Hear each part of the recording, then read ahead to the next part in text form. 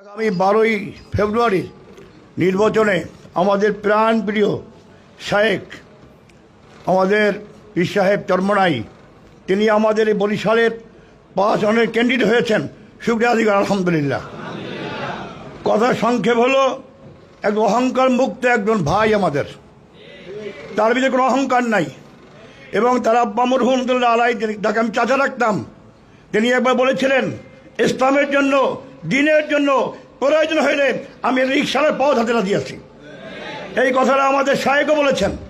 বিধায় আমরা চাই আগামী 12ই ফেব্রুয়ারির নির্বাচনে যদি আমাদের শায়েখ হন, ইসলামের জন্য, দ্বীনের জন্য বলিষ্ঠ একজন কণ্ঠস্বর সংসদে যাক।